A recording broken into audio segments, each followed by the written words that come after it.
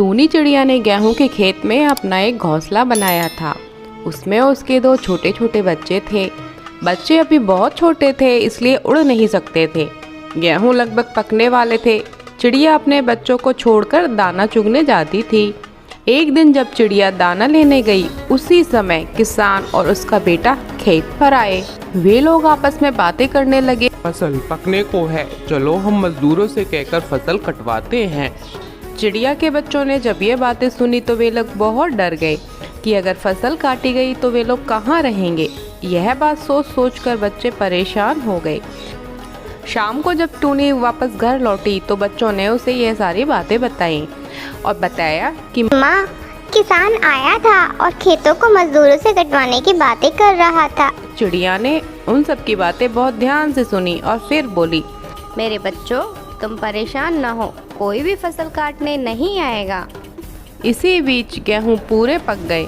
कुछ दिनों बाद किसान और उसका बेटा फिर खेत पर आए। वे लोग आपस में बातें करने लगे। देखो, हमने मजदूरों से कहा था लेकिन मजदूर नहीं आए। चलो अब हम पड़ोसियों की मदद से कल खेत को कटवाते हैं।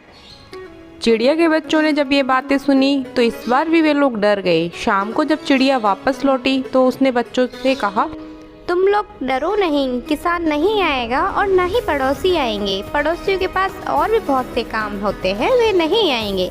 कुछ दिन और निकल गए, किसान नहीं आया और न ही पड़ोसी आए। अब गेहूं पककर खराब भी होने लगा। एक दिन किसान अपने बेटे के साथ आया और बहुत दुखी होकर कहने लगा, न मजदूर आए न पड़ोसी आए खेत काटने। अब हमें खेत खुद ही काटना पड़ेगा।